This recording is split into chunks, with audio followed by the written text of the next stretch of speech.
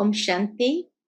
आज 16 अगस्त 2021 को बाबा के मधुर महावाक्य सुनेंगे और आज की मुरली बाबा की धारणा युक्त मुरली है, जिसमें विशेष आत्मा की उन्नति का आधार क्या, या कहो आत्मा की चढ़ती कला किस आधार पर होती है, उन बातों को बाबा ने स्पष्ट किया है। जिसमें बाबा कहे, बच्चे तुम्हें बहुत बहुत सहनशील होना है।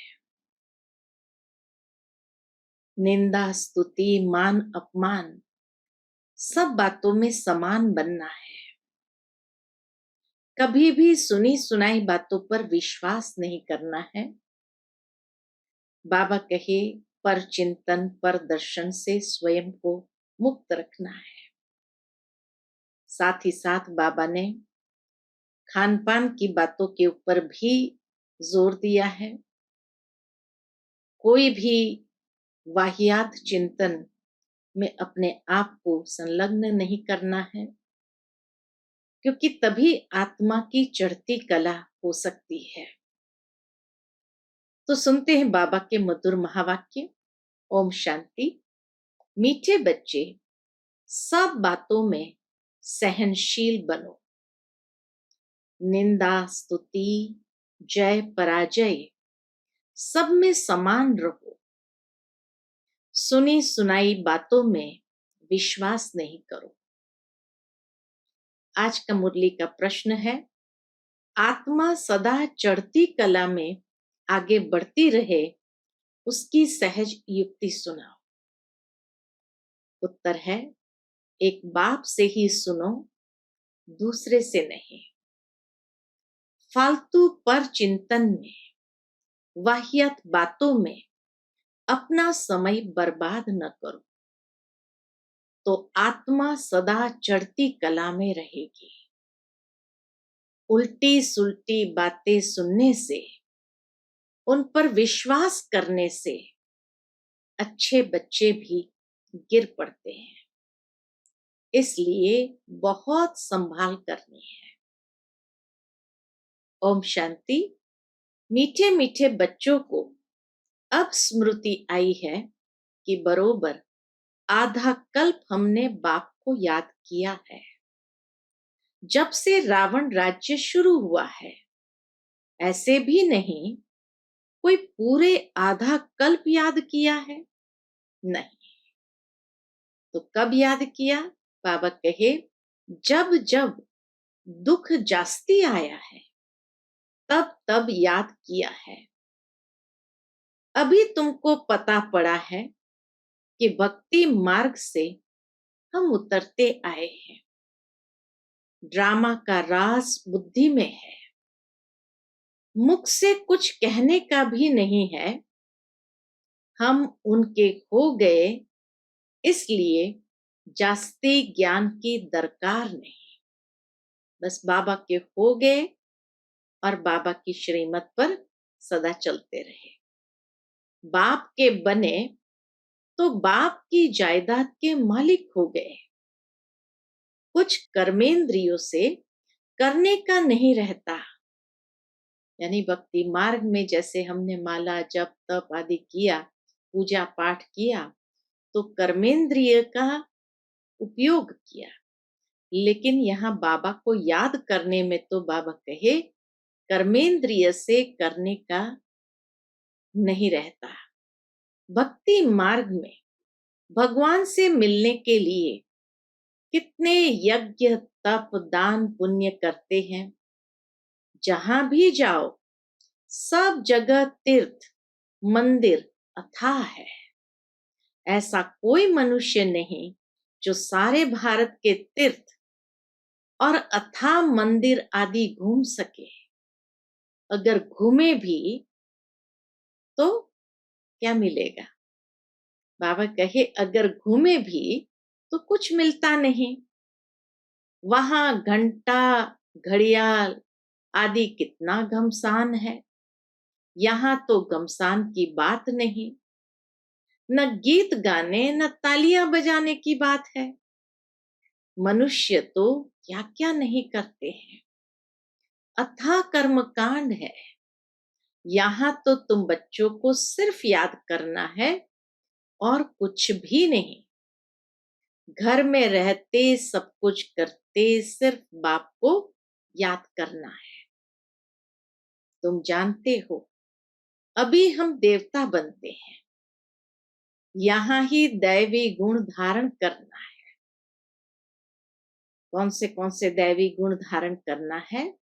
तो बाबा कहे खान पान भी शुद्ध होना चाहिए। 36 प्रकार के भोजन तो वहां मिलेंगे। स्वर्ग में 36 प्रकार के भोजन तो मिलेंगे। यहाँ साधारण रहना है, न बहुत ऊंच न बहुत नीच। सब बातों में सहनशीलता चाहिए। अब एक एक बाबा धारणा की बातें स्पष्ट करते जाएंगे। तो पहले तो खान पान पर बड़ा ध्यान रखना है। फिर बाबा कहे सब बातों में सहनशीलता चाहिए। निंदा स्तुति जय पराजय सर्दी गर्मी ये सब कुछ सहन करना पड़ता है। समय ही ऐसा है। पानी नहीं मिलेगा, यह नहीं मिलेगा। सूर्य भी अपनी तपत दिखाएगा। ये बाबा की मुरलियां 1969 से पहले की है, जबकि इतना माउंट आबू में गर्मी होती नहीं थी, लेकिन या इतना ग्लोबल वार्मिंग भी नहीं बढ़ा था। लेकिन आज प्रैक्टिकल बाबा की वो हर बात हमारे सम्मुख हो रही है। तो बाबा कहे सूर्य भी अपनी तपत दिखाएगा। हर चीज तमो प्रधान बनती है। यह सृष्टि ही तमो प्रधान है। तत्व भी तमो प्रधान है, तो यह दुख देते हैं। निंदा स्तुति में भी नहीं जाना है। बहुत है जो झट बिगड़ पड़ते हैं। किसने उल्टा सुल्टा कुछ किसको सुनाया? क्योंकि आजकल बातों की बनावट तो बहुत है ना। कोई ने कुछ कहा, तुम्हारे लिए बाबा यह कहते हैं कि इनको देह अभिमान है।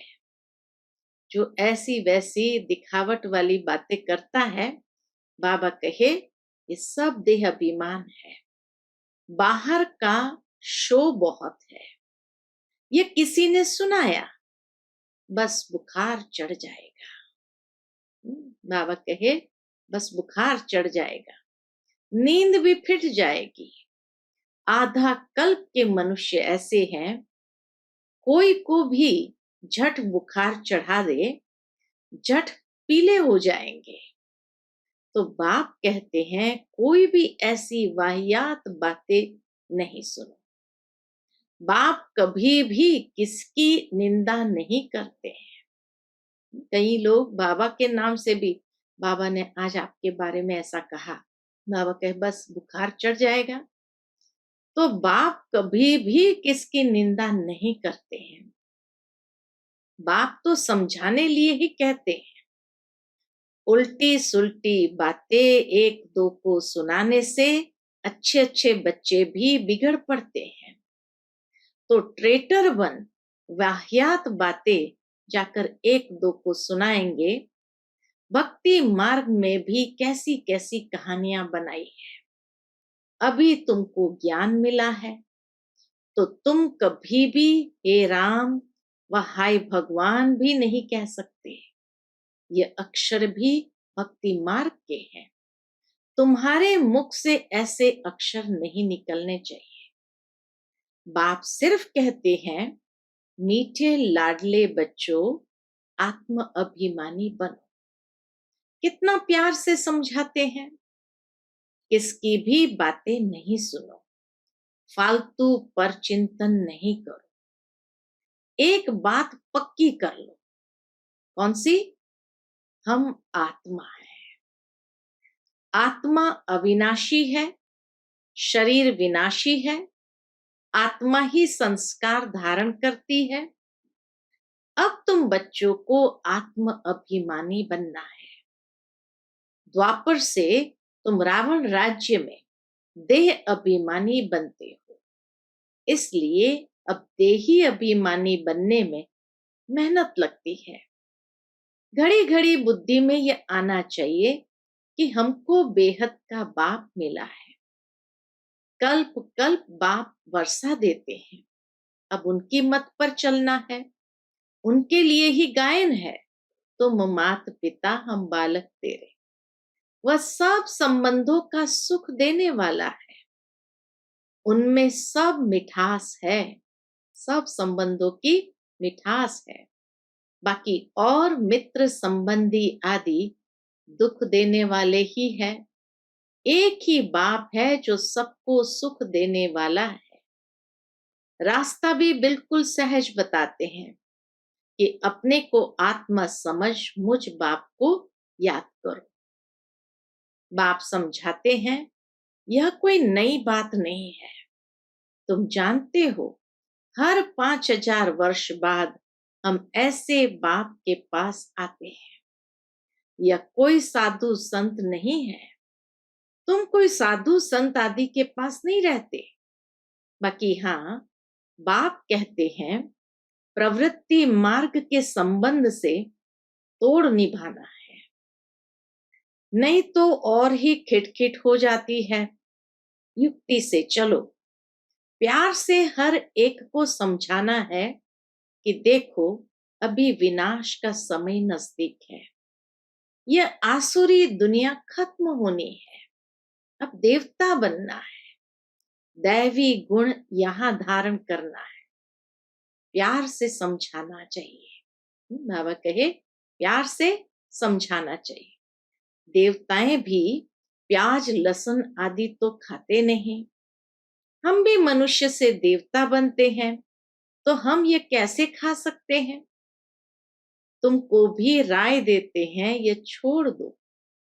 ऐसी चीजें हम खाते नहीं। अभी तुमको बेहद का बाप दैवी गुण सिखलाने वाला मिला है, तो सर्व गुण संपन्न सोले कला संपूर्ण यहाँ ही बनना है। यहाँ बनेंगे तब फिर भविष्य नई दुनिया आएगी। यह ऐसे ही होता है जैसे रात के बाद फिर दिन होता है। अब रात की अंत में ही दैवी गुण धारण करने हैं, तो फिर सुबह हो जाएगी। अपनी परीक्षा हर एक को आपे ही लेनी है। अपनी परीक्षा बाबा कहे आपे ही लेनी है। ऐसे नहीं कि बाप तो सब कुछ जानते हैं। तुम अपने को देखो ना, अपनी जांच खुद करनी है। स्टूडेंट ऐसे कभी नहीं कहेंगे कि टीचर तो सब कुछ जानते हैं। इम्तिहान के दिन नजदीक आते हैं तो बच्चे खुद भी समझते हैं हम कितना पास होंगे, किस सब्जेक्ट में हम ढीले हैं। मार्क्स कम लेंगे, फिर सब मिलाकर पास हो जाएंगे। कोई सब्जेक्ट में मार्क्स कम होंगे, कोई सब्जेक्ट में ज्यादा होंगे, फिर मिलाकर पास हो जाएंगे। यह समझते हैं तो इसमें भी अपनी जांच रखनी है। प्रैक्टिकल लाइफ में भी अपनी जांच रखनी है। हमारे में क्या कमी है? बाबा कहे, ये प्रैक्टिकल में अपनी जांच रखो, हमारे में क्या कमी है। मैं बहुत मीठा बना हूं, सबको प्यार से समझाना है। हम आत्माओं का बाप परम पिता परमात्मा है, मनुष्य की बात नहीं। हम निराकार को भगवान कहते हैं। भगवान रचता एक ही है, बाकी सब है रचना। रचना से किसको वर्षा नहीं मिल सकता, कायदा नहीं है। अब सर्व रचना का सदगति दाता एक ही रचता बाप है। उसमें साधु संत सब आ गए, है तो सब आत्मा है ना। हाँ, मनुष्य अच्छे बुरे तो होते ही है, पोजीशन ऊंचा नीचा होता है। सन्यासियों में भी नंबरवार है। कोई तो देखो भीख मांगते रहते, कोई को सब पांव पड़ते हैं। तुम बच्चों को भी उच्च बनना है, बहुत मीठा बनो। उच्च बनने के लिए बाबा कहे हमारा व्यवहार बहुत मीठा होना चाहिए। कभी भी क्रोध से बात नहीं करनी चाहिए। जितना हो सके प्यार से काम लो। तो है ना सारी धारणा की बातें। कहते हैं बच्चे बहुत तंग करते हैं। कहीं बाबा के पास शिकायत लेकर के आते हैं, बाबा बच्चे बहुत तंग करते हैं। सो तो आजकल के बच्चे है ही ऐसे, प्यार से उनको समझाओ। दिखाते हैं कृष्ण चंचलता करता था तो उनको रस्सी से बांधते थे। जितना हो सके प्यार से समझाना है, या तो हल्की सजा। बेचारे अबोध अर्थात अनजान है। समय भी ऐसा है, बाहर का संग दोष बहुत खराब है। अभी बेहद का बाप कहते हैं तुम्हें मूर्ति आदि रखने की कोई दरकार नहीं, कुछ भी मेहनत करने की दरकार नहीं है। शिव का चित्र भी क्यों रखे, वह तो तुम्हारा बाप है ना। घर में बच्चे बाप का चित्र क्यों रखेंगे, बाप तो हाजिरा हजूर है ना। बाप कहते हैं मैं अभी हाजिर नाजिर हूं ना, फिर चित्र की तो दरकार नहीं। मैं बच्चों को बैठ समझाता हूं, कहते हैं बाप दादा को देखे। अब बाप तो है निराकार, उनको देख न सके, बुद्धि से समझ सकते हैं।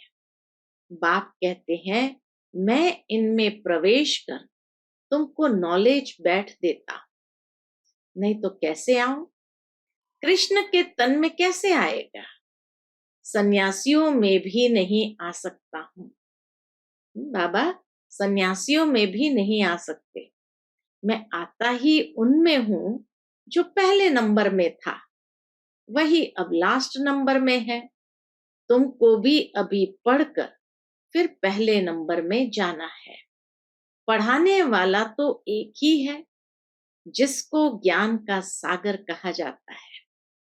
तुमको ज्ञान बहुत अच्छा मिलता है। तुम जानते हो शांति धाम हमारा घर है, सुख धाम हमारी राजधानी है, दुख धाम रावण की बादशाही है। शांति धाम हमारा घर है, सुख धाम हमारी राजधानी है, और दुख धाम रावण की बादशाही है।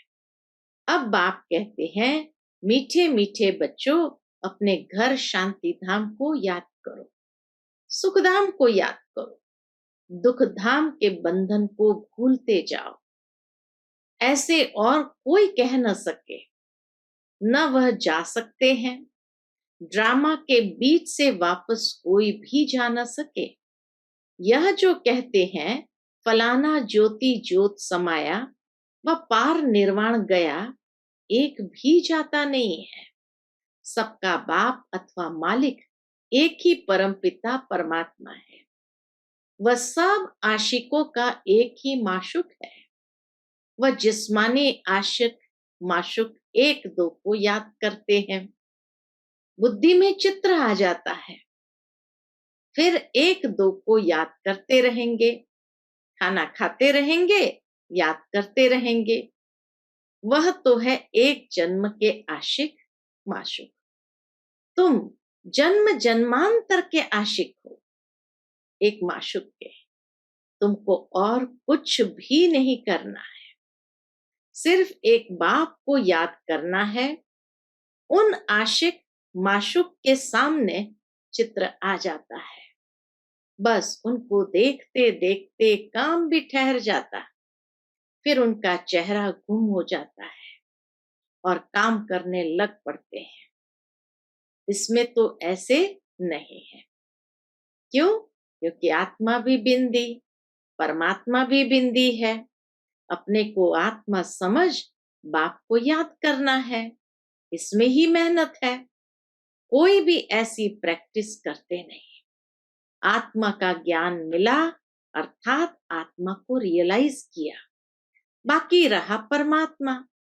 वह भी तुम जानते हो, बाबा आकर यहाँ, इशारे से बाबा दिखाते, भ्रुकुटी में बैठते हैं।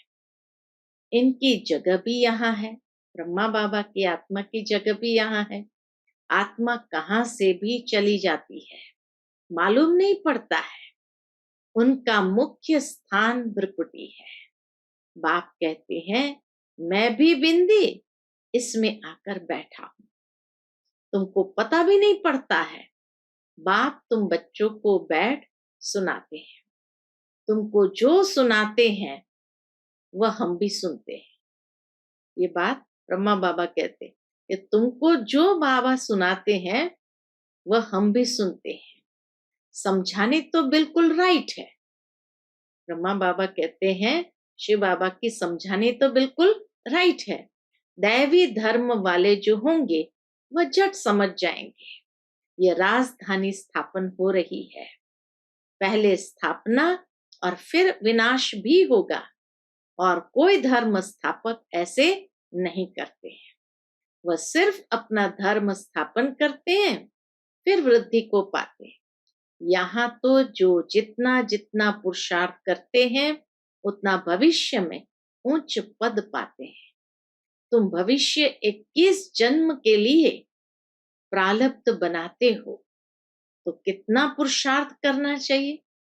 21 जन्म की प्रारब्ध बनानी हो तो बाबा कहे कितना पुरुषार्थ करना चाहिए। और है बहुत सहज, योग भी सहज, जिससे तुम्हारे विकर्म विनाश होते हैं। बाप कहते हैं, मैं गारंटी करता, कल्प कल्प मैं ही आकर तुम बच्चों को पावन बनाता हूं, वहां पतित एक भी होता नहीं। ज्ञान भी कितना सहज है। 84 जन्मों का चक्र कैसे लगाते हैं वह भी बुद्धि में नॉलेज है। हमने 84 का चक्र लगाया है, यह निश्चय रखना है। निश्चय में ही विजयी है। ऐसे नहीं कि पता नहीं हम 84 जन्म लेते हैं व कुछ कम। जबकि तुम ब्राह्मण हो तो तुमको निश्चय होना चाहिए, बरोबर हमने 84 का चक्र पूरा भोगा है। यह तो बहुत सहज समझाने है, बच्चों को समझाया है। ये चित्र सब दिव्य दृष्टि से बाप ने बनवाए हैं, करेक्ट भी कराए हैं। बनवाते भी थे बाबा और करेक्शन भी कराते थे। तो बाबा कहे करेक्ट भी कराए हैं। शुरू में जब बनारस में बाबा एकांत में रहते थे तो ऐसे चक्र दीवारों पर बैठ निकालते थे, समझते कुछ नहीं थे कि ये क्या है। खुशी होती थी, साक्षात्कार होने से जैसे उड़ जाते थे। ये क्या होता है समझ में नहीं आता था। तुम जानते हो, जो चित्र पहले बने थे वह फिर बदल कर नए नए बनाते गए हैं। जैसे जैसे ज्ञान स्पष्ट होता गया तो हर चित्रों में भी इम्प्रूवमेंट होती गई। अभी नए नए चित्र कल्प पहले मुआफिक बनते जाते हैं। सीढ़ी का चित्र देखो कितना अच्छा है, इस पर समझाना सहज है। देरी से आने वालों को और ही सहज समझानी मिलती है। अभी नए नए जो आते हैं 7 दिन में सारा नॉलेज समझ लेते हैं, पुरानों से भी आगे जा रहे हैं। देखो बाबा की भविष्यवाणी, पुरानों से भी आगे जा रहे हैं, सावधान। कोई कहते हैं पहले आते थे तो अच्छा था। अरे यह भी फिक्र मत करो, आगे आते थे और भागंती हो जाते थे तो। कितनी अच्छी बात बाबा ने कही, आगे आते थे और भागंती हो जाते थे तो। देरी से आने वालों को तो सहज तख्त मिलता है। पहले जो थे देखो वे फिर अब है नहीं, अब है भी नहीं, खत्म हो गए। पिछाड़ी में रिजल्ट का मालूम पड़ता है, कौन पास हुआ। नए नए निकलते हैं और झट सर्विस पर लग पड़ते हैं। पुराने इतना नहीं लगते। नई नई बच्चियां सर्विस से दिल पर चढ़ी रहती है। पुराने कितने तो खत्म हो गए, इसलिए बाबा कहते हैं जिनको सर्वोत्तम ब्राह्मण कुलभूषण कहा जाता है, उनमें भी कोई आश्चर्यवत सुनंती भागंती हो जाते हैं। जो गाया हुआ है वह अब प्रैक्टिकल हो रहा है। अच्छा, मीठे मीठे सिकिलते बच्चों प्रति माता पिता बाप दादा का याद प्यार और गुड मॉर्निंग। रूहानी बाप की रूहानी बच्चों को नमस्ते। हम सब रूहानी बच्चों की रूहानी माता पिता बाप दादा को याद प्यार गुड मॉर्निंग और नमस्ते नमस्ते। शुक्रिया बाबा, शुक्रिया। आज की मुरली से धारणा के लिए मुख्य सार है। पहली पॉइंट, अपनी जांच आप ही करनी है। देखना है मैं बहुत बहुत मीठा बना हूं, हमारे में क्या क्या कमी है। सब दैवी गुण धारण हुए हैं, अपनी चलन देवताओं जैसी बनानी है। आसुरी खान पान त्याग देना है। दूसरी बात, कोई भी वाहियात बातें न सुननी है और न बोलनी है। सहनशील बनना है। आज का बाबा का मधुर वरदान है, कर्मातीत स्टेज पर स्थित हो चारों ओर की सेवाओं को हैंडल करने वाले सिद्धि स्वरूप भव। कर्मातीत स्टेज पर स्थित हो चारों ओर की सेवाओं को हैंडल करने वाले सिद्धि स्वरूप भव। आगे चलकर चारों ओर की सेवाओं के विस्तार को हैंडल करने के लिए भिन्न भिन्न साधन अपनाने पड़ेंगे, क्योंकि उस समय पत्र व्यवहार या टेलीग्राम टेलीफोन आदि काम नहीं करेंगे। ऐसे समय पर वायरलेस सेट चाहिए। इसके लिए अभी अभी कर्मयोगी, अभी अभी कर्मातीत स्टेज। बाबा कहे ये बैलेंस करना है। अभी अभी कर्मयोगी, अभी अभी कर्मातीत स्टेज में स्थित रहने का अभ्यास करो, तब चारों ओर संकल्प की सिद्धि द्वारा सेवा में सहयोगी बन सकेंगे। आज का बाबा का स्लोगन है, परमात्मा प्यार की पालना का स्वरूप आपकी सहज योगी जीवन है। परमात्मा प्यार की पालना का स्वरूप आपकी सहज योगी जीवन है। अच्छा, Om Shanti. To watch Peace of Mind channel videos on YouTube, subscribe us on youtube.com/tvpeaceofmind. Just a click for a peaceful life.